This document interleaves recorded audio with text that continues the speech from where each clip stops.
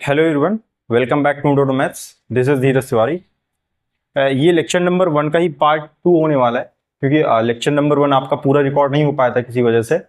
यहाँ तक पहुंचे थे हम लोग इस क्वेश्चन तक, ठीक है। इस continuous at x equal to zero function क्या कह रहा था हमारा, कह रहा था कि अगर एक्स जीरो नहीं है उस समय आप फंक्शन को ये वाला पार्ट कंसिडर करेंगे, और जब आप एक्स इक्वल टू जीरो लेंगे तब आप फंक्शन की वैल्यू जीरो कंसिडर करेंगे। और हमको ये शो करना है कि फंक्शन आपका क्या है, डिसकंटिन्यूअस है at x equal to zero. तो चलिए इसको डिसकंटिन्यूअस हम लोग प्रूव करते हैं। डिसकंटिन्यूअस कंटिन्यूअस होने के लिए एलएचएल, आरएचएल और फंक्शन की वैल्यूज पॉइंट पर तीनों इक्वल होनी चाहिए थी। तो यहां पर किसी एक चीज को हम लोग फेल कराएंगे। कैसे? Solution f x equal to given है आपको ये, तो हम लोग at x equal to zero LHL निकालते हैं, equal limit x tending to 0 minus f of x. Now limit h tending to 0 f of 0 minus h, and that is limit h tending to 0 f of minus h. Right?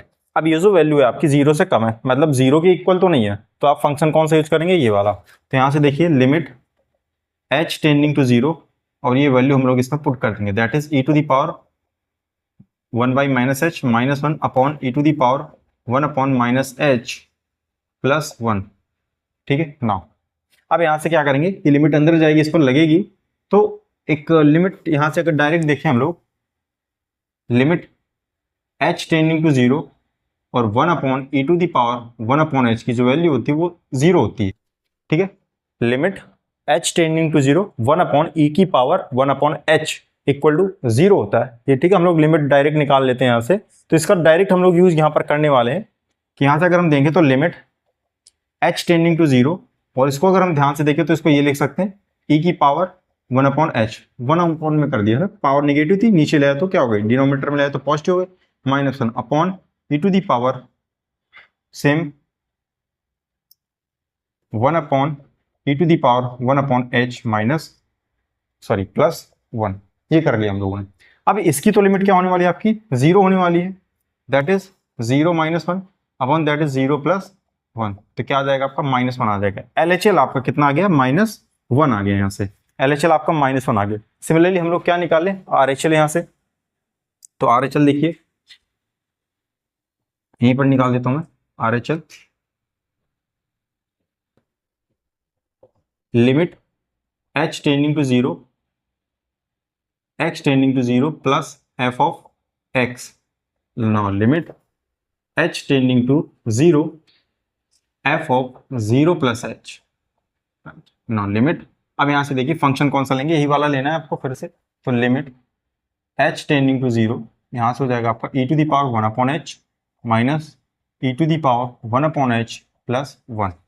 Right. अब यहां से हमें limit निकालनी है, तो यहां से कैसे लिमिट निकालेंगे, यहाँ पर अगर ध्यान से देखें डायरेक्ट अगर हम जीरो लगाएंगे तो e to the power 1 upon zero that is infinity, तो e की पावर इन्फिनिटी बन रहा है।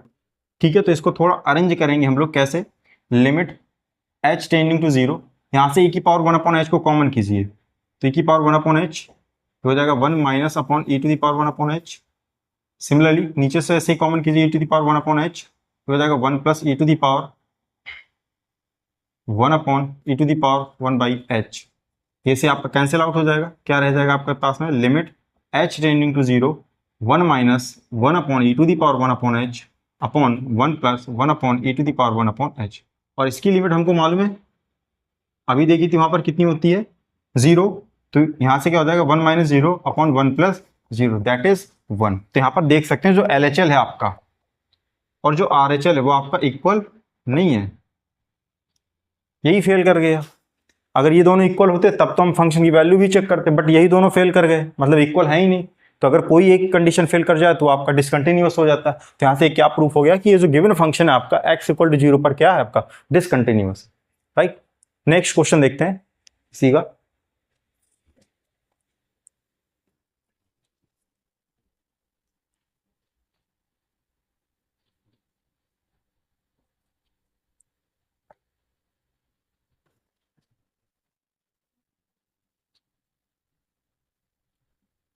क्वेश्चन है नेक्स्ट आपका, कह रहा discuss the continuity of the function f x at x equal to 2 at x equal to 2 f x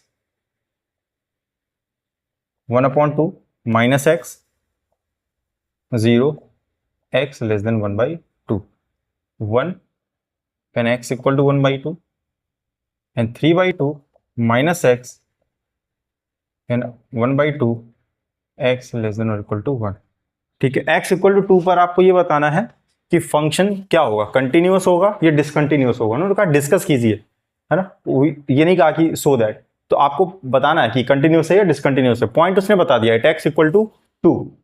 तो यहाँ पर स्टार्ट करेंगे फंक्शन। अच्छा, फंक्शन को रीड कर लें कि फंक्शन क्या क्या रहा है। कह रहा है जब 0 और 1/2 के बीच में वैल्यू होगी, यहाँ पर इक्वलिटी नहीं लगी हुई, ध्यान दीजिएगा, 1/2 से लेस देन के लिए है।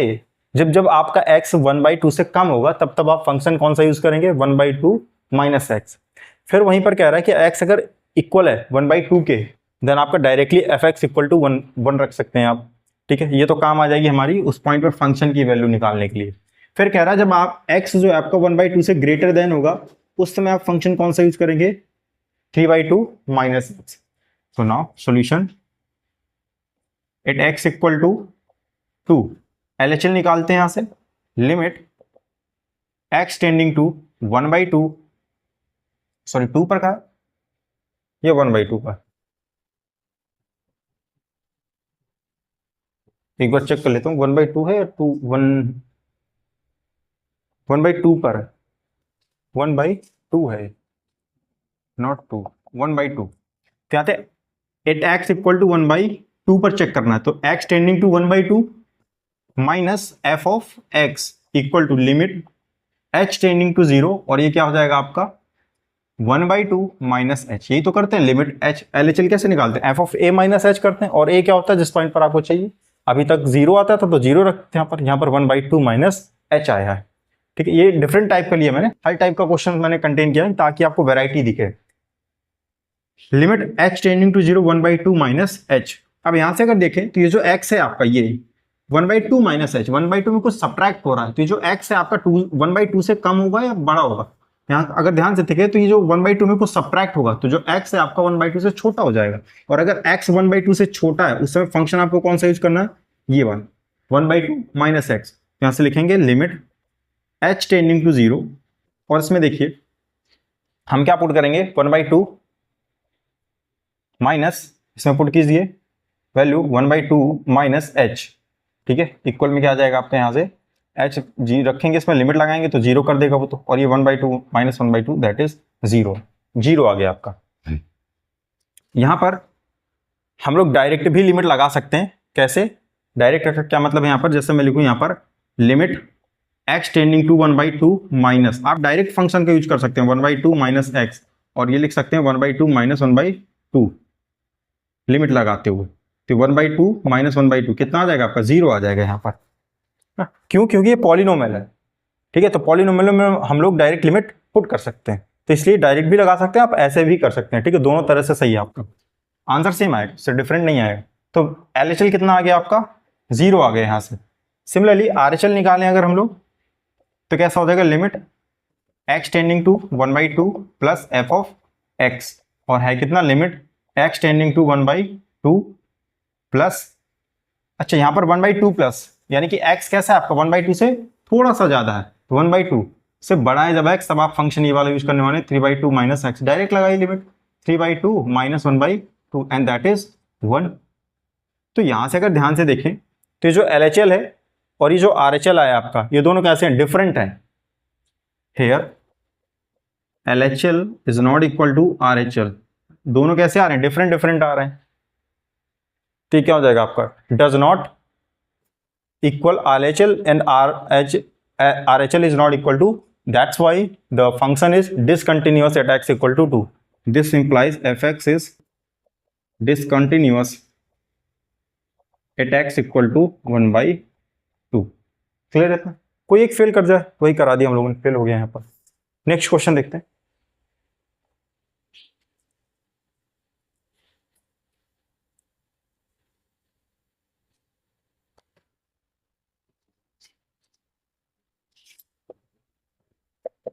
So that the function fx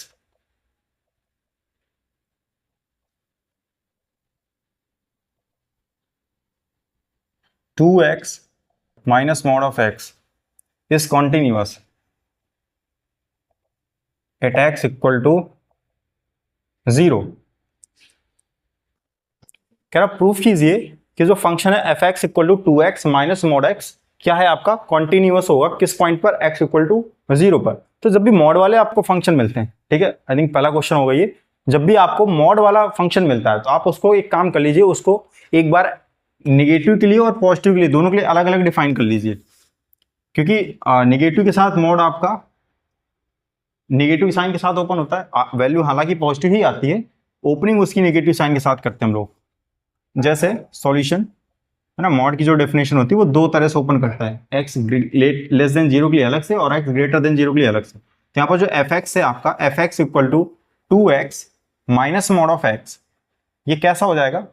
अब यहाँ पर अगर ध्यान से देखें तो अगर मैं x को लेस देन 0 के लिए डिफाइन करूं, x लेस देन 0, जब भी आपका मॉड फंक्शन आता है तो आप उनको दो वैल्यू पर हमेशा डिफाइन कीजिए, एक x लेस देन 0 के लिए और एक x ग्रेटर देन 0 के लिए। यहां पर तो यहां पर देखिए x जब जब लेस देन 0 होगा तो x कैसा होने वाला है, लेस देन 0 का मतलब x निगेटिव होने वाला है, और अगर मॉड के अंदर का जो वैल्यू वो निगेटिव है तो जो मॉड ओपन होता है, मॉड की जो ओपनिंग होती है वो माइनस साइन के साथ में होती है। तो यहां से जो 2x हो जाएगा माइनस इस मॉड x की जो वैल्यू होगी दैट इज माइनस x। इस चीज का ध्यान रखिएगा, हालांकि वैल्यू कैसी आएगी, पॉजिटिव ही आएगी। क्यों? क्योंकि एक माइनस हमने लगाया और x ऑलरेडी आपका निगेटिव है, तो माइनस माइनस क्या बना देगा, प्लस बना देता है, ठीक है, वो वैल्यू प्लस ही रहने वाली है। यहां से x ग्रेटर देन और इक्वल टू 0 के लिए 2x माइनस, वो तो ऑलरेडी पॉजिटिव है, डायरेक्ट x आ जाएगा यहां से। तो फंक्शन क्या डिफाइन हो गया आपका, ये कितना हो गया 3x और ये कितना हो गया x, इजी हो गया, ठीक है, छोटा सा फंक्शन आ गया 3x और x आ गया आपके यहां पर। अब इनको हम लोग लिमिट निकालते हैं x इक्वल टू 0 पर। तो at x equal to 0 LHL की अगर बात करें कितना हो जाएगा LHL, limit x tending to 0 minus f of x and that is limit x tending to 0 minus. अब यहां पर देखिए 0 से छोटा है जब x तो कौन सा फंक्शन यूज करेंगे 3x, और लिमिट लगाएंगे कितना आ जाएगा 0 आ जाएगा यहां पर। ऐसे ही RHL निकालिए, limit x tending to 0 plus f of x, ठीक है, limit x tending to 0 plus, और यहां पर ध्यान से देखिए x ग्रेटर देन 0 के लिए फंक्शन कैसा डिफाइन है x, तो कितना आ जाएगा यहां पर 0 आ जाएगा। यहां से LHL और RHL तो आपकी इक्वल आ गई, बट क्या उस पॉइंट पर फंक्शन की वैल्यू भी 0 है। तो देख सकते हैं f ऑफ 0, जब x 0 है तब फंक्शन को क्या ले रहे हैं x तो 0 ही है, तो यहां पर फंक्शन की वैल्यू भी कितनी आ जाएगी 0 ही आ जाएगी। तो f ऑफ 0 भी 0 है, यहां से ना x greater than equal to 0 के लिए आप डायरेक्ट फंक्शन की वैल्यू x ले रहे हैं, नहीं x जो भी होगा वो डायरेक्ट यही वही वैल्यू आ जाएगी f ऑफ 0। तो यहां से RHL LHL and f of 0 तीनों की वैल्यू कैसी है 0 है। तो ये क्या इंप्लाइज करता है कि फंक्शन इज कंटिन्यूअस, और वो यही तो कह रहा था, so that f x is continuous at x equal to 0, ठीक है। तो बस इस पे ध्यान देना था कि मॉड एक्स को कैसे ओपन करें, वो हम लोगों ने यहाँ पर ओपन कर लिया। अब जब भी आपको मॉड का फंक्शन मिलता है तो एक बार आप एक्स को नेगेटिव के लिए चेक कर लीजिए, ठीक है, जिस पॉइंट पर भी ब्रेक हो रहा हो आपका मॉड वहां से आप देख लीजिए कि कहां पर नेगेटिव मिलेगा और कहां पर पॉजिटिव मिलेगा, उन दोनों के लिए आप अलग अलग फंक्शन को डिफाइन कर लीजिए, फिर इजिली सॉल्व हो जाता है मॉड वाला। Next question,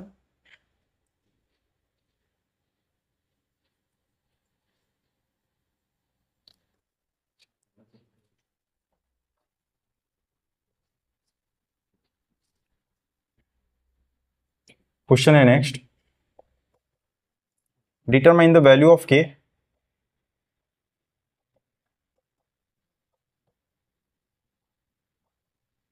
value of k for which the following function is continuous at x equal to 3। so f of x equal x square minus 9 upon x minus 3, x is not equal to 3, now k x equal to 3। चलिए इसका क्या मतलब है, कह रहा है के की वैल्यू बतानी है कब, जब आपका फंक्शन कंटिन्यूस होगा किस पॉइंट पर, x इक्वल टू 3 पर। उसने क्वेश्चन में दे रखा है कि आपका फंक्शन जो है वो कंटिन्यूस है इस x इक्वल टू 3 पर, बस आपको k की वैल्यू बतानी कि उस समय k की वैल्यू क्या होगी जब फंक्शन आपका कंटिन्यूस होगा। तो चलिए करते हैं इस क्वेश्चन को। तो जब भी इस तरह का क्वेश्चन आए कि आपको कंटिन्यूस वो दे दे और वहां पर किसी कांस्टेंट की वैल्यू आपसे पूछे, ठीक है, तो इस तरह के क्वेश्चंस में करते क्या हम लोग, भाई अगर कंटिन्यूस है तो उसने ये हिंट दे दिया कि आप LHL RHL और उस पॉइंट पर फंक्शन की वैल्यू दैट इज FA, आप तीनों को क्या दिखा सकते हैं, इक्वल दिखा सकते हैं। और अगर LHL और RHL इक्वल है दैट मीन्स कि आपकी लिमिट क्या कर रही, एग्जिस्ट कर रही। तो ठीक है, यहां पर हम लोग क्या करते हैं, लिमिट की वैल्यू निकालेंगे और उस पॉइंट पर जो फंक्शन की वैल्यू गिवन है उसके इक्वल रख देते हैं, यही करते हैं हम लोग, ठीक है। तो यहां पर करना क्या है, सॉल्यूशन, है ना। और डायरेक्ट अगर लिमिट का यूज नहीं कर पा रहे हैं तो आप LHL RHL निकाल के भी कर सकते हैं, ठीक है। कई क्वेश्चन में वो भी हम लोग यूज करेंगे कि LHL RHL अलग अलग निकाला है फिर उसको इक्वल रखा हम लोगों ने, ठीक है। कॉन्टिन्यूअस है तो हम उसका हेल्प कर सकते, उसका यूज कर सकते हैं जो उसने कंडीशन हमको बता रखी है। कंटिन्यूटी की डेफिनेशन LHL RHL और FA इक्वल होते हैं तीनों, उसकी हम लोग यहां पर यूज करेंगे। तो at x equal to 3 limit x tending to 3 f of x जो हो जाएगी लिमिट x टेंडिंग टू 3, यहां पर अगर हम ध्यान से देखें तो x square -9 upon x -3 that is, इसको हम सॉल्व करें, लिमिट x टेंडिंग टू 3, ये x स्क्वायर x -3 और ब्रैकेट में x प्लस 3 अपॉन में x -3 कैंसिल आउट हो जाएगा, कितना आ जाएगा यहाँ से 3 + 3 6 आ जाएगा। और f ऑफ 3 कितना दे रखा है हमको, f of 3 that is k, जब x 3 है तब k की फंक्शन की वैल्यू कितनी k, since given fx is continuous at x equal to 3, this implies limit x tending to 3 f of x equal to f of 3, और इसकी value कितनी आई है अभी 6, तो यहां से k की वैल्यू कितनी हो जाएगी 6 हो जाएगी। जब भी ऐसा क्वेश्चन आता है कि कंटिन्यूअस आपका है, आप अपनी डेफिनेशन का यूज करेंगे कि LHL और RHL आपका इक्वल होगा, दैट मीन्स लिमिट आपकी एग्जिस्ट कर रही है, और उसको एक बार उस फंक्शन की पॉइंट की वैल्यू के बराबर हम लोग रख देंगे और ये आपका प्रूफ हो जाएगा, ठीक है। क्योंकि डेफिनेशन अगर ध्यान से देखें, जो मैंने कंटिन्यूटी की डेफिनेशन लिखवाई थी, इफ एंड ओनली इफ बोला था, मतलब अगर आपको कंटिन्यूटी प्रूफ करना है तब आप LHL RHL और फंक्शन के उस पॉइंट पर वैल्यू इक्वल दिखाएंगे, और अगर उसने कंटिन्यूस बोल रखा है दैट मीन्स कि वो तीनों इक्वल है, ठीक है। दोनों इफ एंड ओनली इफ होता है, दोनों बोथ वेज स्टेटमेंट आपका ट्रू है, ठीक है। नेक्स्ट क्वेश्चन देखते हैं।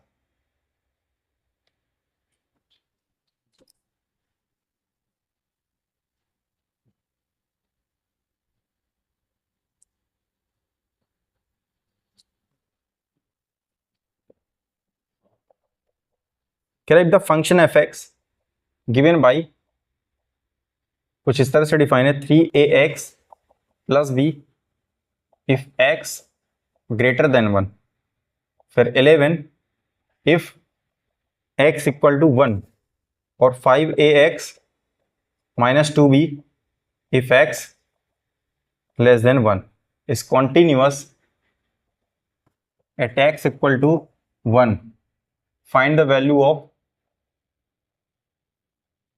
a एंड b, ठीक है। आपको a और b की वैल्यू बतानी है। चलो इस क्वेश्चन में और उस क्वेश्चन में अगर ध्यान दें, यहां पर 3 पार्टीशन किए गए, वहां 2 ही थे। डायरेक्ट आपको डिफाइन था कि x is not equal to 0 और एक उस पॉइंट पर फंक्शन की वैल्यू दे रखी थी, तो वहां पर लेफ्ट और राइट का कोई इशू नहीं था, लेफ्ट लिमिट और राइट लिमिट, डायरेक्ट हमने लिमिट निकाल ली थी x इक्वल टू 3 रख करके। यहां पर क्या है, आपका फंक्शन ग्रेटर देन के लिए अलग डिफाइन है, लेस देन के लिए अलग डिफाइन है, तो यहां पर आपका LHL और RHL आपको इंडिविजुअल निकालना पड़ेगा, ठीक है। इससे ये पता चलता है, और उसमें क्या था, डायरेक्ट x इक्वल टू 3 रखा था, क्योंकि वहां इस चीज का इशू नहीं था LHL और RHL के लिए, क्योंकि x is not equal to 0, अब वो छोटा हो या बड़ा हो, लेस देन हो, ग्रेटर देन हो, डजंट मैटर, आपको वही फंक्शन यूज करना था। यहाँ पर कंडीशन चेंज है आपकी, तो जब भी इस तरह क्वेश्चन होगा तो हम लोगों को LHL और RHL अलग अलग निकालना पड़ेगा। अब यहाँ पर भी वही क्वेश्चन है कि आपका फंक्शन कंटिन्यूअस है एट x इक्वल टू 1 पर, तब आपको a और b की वैल्यू बतानी है। चलिए 2 अननोन है, इसका मतलब आपको किसी न किसी तरीके से आपको 2 इक्वेशन बनानी पड़ेंगी, तो बनेंगी भी। Solution at x equal to 1, LHL निकाल लेते हैं, LHL equal to limit x tending to 1 minus f of x।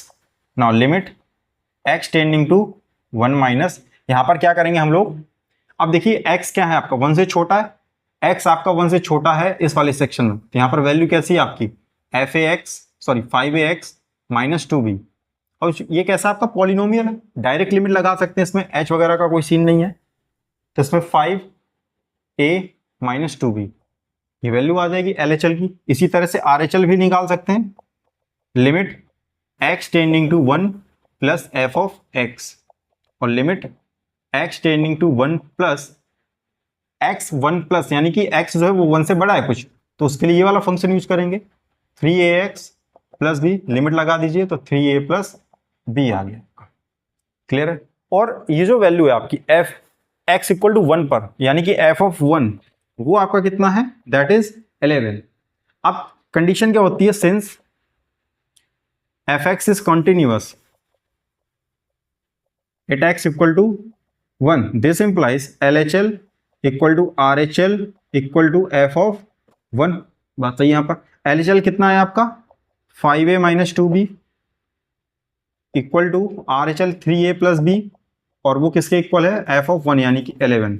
जब भी इस तरह का है तो इसमें करते क्या हम लोग, एक बार इसको इसके इक्वल ले लेंगे, एक बार इसको इसके इक्वल ले लेंगे, तो यहां से देखिए 5a minus 2b equal to 11 कर देंगे, है ना, 1 बाई 1, भाई ये तीनों आपस में इक्वल है, दैट मीन्स फर्स्ट और लास्ट को इक्वल कर लीजिए और सेकेंड और लास्ट को, मतलब एक कांस्टेंट की इक्वल कर लीजिए जहां से हम लोग सॉल्व कर पाए, तो कांस्टेंट 11 है आपका, तो ये वेरिएबल्स हैं, तो एक बार इसका पेयर बना लिया और एक बार इसका पेयर बना लिया, तो 5a minus 2b equal to 11 and the second equation is 3a plus b is equal to 11। इसको हम लोग ऐड करते हैं, ऐड करने से कुछ बचेगा, कुछ नहीं होगा बस। यहाँ से देखिए इसको 2 से मल्टीप्लाई करा दीजिए इस इक्वेशन को, कितना हो जाएगा 6a plus 2b equal to 22। अब देखिए माइनस 2b और ये 2b दोनों इक्वेशन को ऐड कर दीजिए, इनको और इनको ऐड करेंगे तो कितना हो जाएगा 5a plus 6a that is 11a, ये तो कैंसिल आउट हो जाएगा आपका, इक्वल टू ये कितना हो जाएगा 33, तो a कितना आ जाएगा आपका 3 आ जाएगा, a 3 आ गया, a की वैल्यू किसी भी इक्वेशन में लगा दीजिए, मान लीजिए मैं इसमें पुट कर दूं a की वैल्यू, तो 5 into 3 minus 2b equal to 11, तो यहाँ से कितना हो जाएगा 5 3 15 minus 2b equal to 11 minus 15, तो यहाँ से आ जाएगा minus 2b is equal to 11 minus 15 करेंगे कितना आ जाएगा माइनस का 4 and that is b equal to 2। तो a की वैल्यू कितनी आ गई आपके पास में 3 और b की वैल्यू कितनी आ गई आपके पास में 2। ठीक है, तो ये क्वेश्चन हमने जैसा लास्ट वाला क्वेश्चन किया था, बस इनमें इन चीजों का ध्यान रखना, कब आपको LHL की यूनिट पड़ेगी, कब RHL की। हालांकि उसमें भी LHL और RHL लगा सकते थे, ऐसा कोई, क्योंकि RHL और LHL ये ऐसी कंडीशंस हैं कि जो कि जनरल है ना, आप लगा सकते हैं, उससे क्वेश्चन आपको हो ही जाएगा। पर टाइम बचाने के लिए आप बस इतना पहचानना सीख लीजिए कि वहां पर LHL क्यों नहीं लगाया और RHL क्यों नहीं लगाया, क्योंकि वहां दोनों के लिए एक ही फंक्शन डिफाइन था, है ना, x is not equal to 0। यहाँ पर अलग अलग ब्रांचेस आपको दे रखी, x लेस देन 1 के लिए अलग फंक्शन है, x ग्रेटर देन 1 के लिए अलग फंक्शन, तो यहाँ पर हमें अलग अलग ही डिफाइन करना पड़ता, तो हमने किया। ठीक है, तो यहाँ पर लास्ट में हम लोग कंडीशन लिखते हैं, तीनों इक्वल हैं, और फिर 2 इक्वेशन बनी, उनको सॉल्व करा, a और b की वैल्यू आ। ये हर टाइप का मैंने क्वेश्चन एक एक ले रखा है, ताकि मैं इसके बाद जो लेक्चर बनाऊंगा उसमें टोटल क्वेश्चन ही क्वेश्चन होंगे काफी सारे, तो जब वो क्वेश्चंस करेंगे तो उसमें ऐसा नहीं लगेगा कि इस तरह क्वेश्चन हुआ नहीं। ठीक है, तो वो प्रैक्टिस भी हो जाएगी वहां पर, और काफी इंपॉर्टेंट पोर्शन है कैलकुलस, ठीक है, मैथमेटिक्स का, तो इसको बहुत ही ध्यान से पढ़िएगा, जो भी एक एक कॉन्सेप्ट यहाँ पर बताया जाए। इसके बाद मैं नेक्स्ट लेक्चर पे जो है काफी सारे क्वेश्चंस लेकर के आता हूँ। ठीक है।